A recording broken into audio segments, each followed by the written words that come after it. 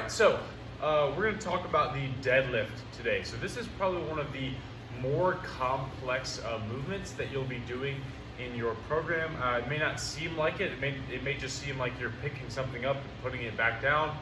There's a lot more that goes into a deadlift. So let's start with the setup. So you're going to come into the bar right here, and I want the bar right up against your legs. I don't want there to be any room in between you and the bar.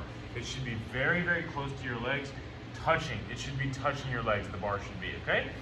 Now, when you bend over to reach and grab for the bar, you want to grab right outside of your legs, okay? So right here, and you want a very tight grip. So you want to get a really good tight grip on this bar. Wrap your hands around, really like screw your hands into the bar, okay? Now next is my legs. So I want my hips set backwards. I don't want my knees coming forward over top of the bar. I want my knees to go backwards, okay? So let's take a look at this from the side view.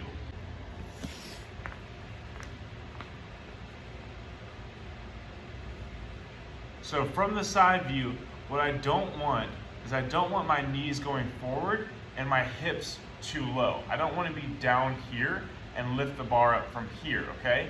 Where I want to be is more here with my hips set backwards and high. So I should almost already feel a stretch in my hamstrings back here with my hips in the right position. Again, our hips are not down and forward, our hips are backwards and up from here. Now we're back over here, and what I want to do is with my tight grip, okay, and my hips are set back, what I want to do is go ahead and squeeze my body, tighten my core really, really tight, tighten, and I'm going to raise up and drive my hips forward. And then as I set it down, my hips are going to go backwards, and this bar drags down my legs as I set it down. This movement is a lot more about your hips driving to the front than it is going up and down. So it's backwards and forwards with the hips.